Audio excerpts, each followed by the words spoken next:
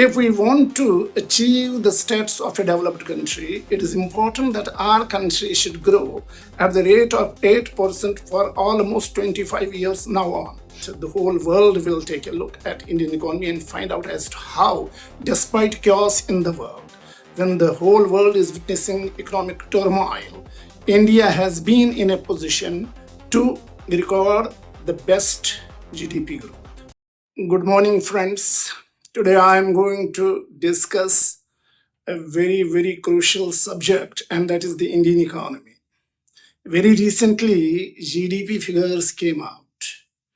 And when GDP figures came out, everybody was stunned because nobody had expected that our GDP will touch 8.2%. And that too in the second half, which is from July to September. July, August, September is the second half of this very particular financial year, where our GDP was recorded as 8.2%. And if we compare it with the past quarter, that is from April to June, our GDP growth was 7.8%. Though economists, SBI, and all other institutions had predicted a growth of 7.5%, and whatever it is, but then Indian economy has surely beaten all estimates. And today we find that the GDP is 8.2%. Now see, when we are going to compare it with the last year, then we find that it was comparatively much better. If we compare it today, it was not that good. But this year, it has been wonderful. Indian economy has really been rock solid. And it has not only beaten all expectations, but at the same time, it has also drawn the attention of the world as being one of the major fastest growing economies. It continues to cement its position like that. Now, the question is that what were basically the key drivers as far as the Indian economy is concerned? See, Indian economy this time came back strongly and registered the robust growth of 8.2%, basically because of the three driving factors. Number one was the manufacturing sector. Manufacturing sector recorded a growth of 9.2%, while as services and services sector recorded 9.1% growth, and defense and utility 9.2% again. So these all three drivers pushed Indian economy to 8.2% of growth.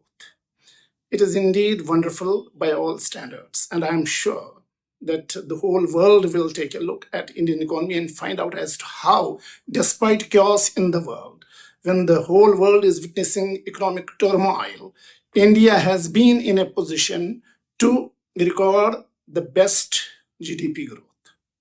Now see, this GDP figure, which has come very recently, that is of 8.2%, is shocking in the sense for the world because in this very particular quarter, it was America that imposed tariffs on India. And it was presumed that our exports will shrink, but contrary what happened, our exports grew better than what it was in the last quarter previous year. So it means that the tariffs that were imposed on India did not affect that badly. No doubt, the tariffs would have left some impact on the Indian economy. The fact is that we could withstand the challenges and our economy grew stronger. So what is it that is basically driving the Indian economy in overall its growth and all that? I believe that it is basically the domestic consumption. The demand has grown. Government spending has also increased, and the rural economy has actually done a great job. 32% growth rate has been seen there in the sale of tractors, and 28% growth has been seen there in the sale of two-wheelers in the rural area. And two-wheelers are normally used by the people there in the rural areas. So you can see that the rural consumption has been greater this time around, and because of that, our GDP has also grown. And now this rural consumption has been basically because of a very good agricultural output this year, thanks to the monsoon, which was wonderful and which I believe helped the farmers to grow crops. So as far as Indian economy today is concerned, it is indeed striking very, very hard and is moving fast. It continues to attain the global position of being the fastest growing economy among the major economies in the world. If you compare it with China, its economic growth has been 4.5%.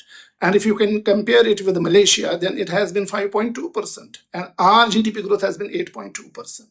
So, despite all the challenges that the world faces, despite the problems that were created for Indian economy through tariffs, India continues to surge ahead, and that too very strongly. Now, 8.2% is not a mean figure. It's a figure which might have surely stunned the whole world into silence as to how India has been in a position to have this kind of the growth. So, I believe that right now, as far as Indian economy is concerned, it is shining, it is doing very well. And there are also some people who believe that the Indian economy will not grow because the tariffs are there. And some thought that because of the cut in the GST, Indian consumers have really gone for a kill.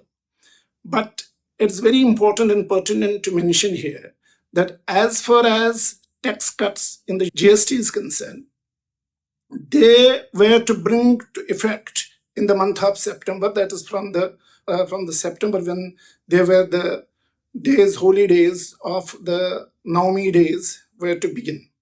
Though they were announced earlier, the fact is that the effect was to be only felt in the month of the September. So, but GDP figures are from July to September. So it means that the next quarter is going to see more robust growth, because the real effect of the cut in the GST will start taking effect from the 1st of October, and that means that October, November, and December, in this next quarter, we will have a twin strike, one of the GST cut, second of the festival season. And I believe that this time around, our economy will grow much stronger. It will be more than 8.2%. So overall, our economy is going great guns. If we want to achieve the status of a developed country, it is important that our country should grow at the rate of 8% for almost 25 years now on. So it has to be consistent, it has to be regular, and if we succeed in maintaining this rate of growth, there cannot be any power on the earth that will stop India from being the developed nation. This is what basically the government is working for. It is trying to improve the manufacturing sector, because manufacturing sector has also registered wonderful growth. And it's going to do it as far as the service sector is concerned. And the spending of the government is also there.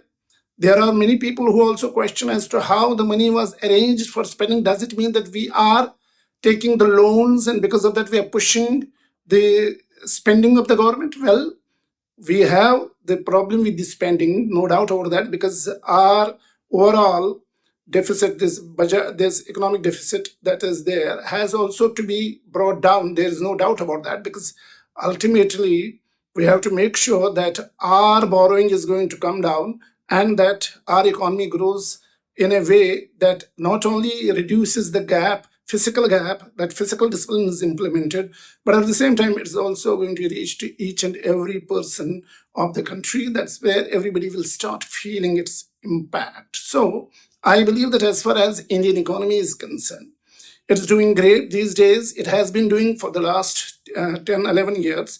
We have seen that our economic position in the world has been brought to fourth position. And very recently, there was a report which said that India is now supposed to be the third largest power. And there cannot be two opinions about the fact that in the years to come, maybe by 2026, will be the third largest economy. 48 lakh crore of the amount has been generated through the GDP this year. So this is where we will surely be having a wonderful time to come. As far as the Indian economy is concerned, it is booming, it is blooming like anything. And if it continues, there is no doubt that India will achieve that status which it has been looking for, to be a developed country by 2047.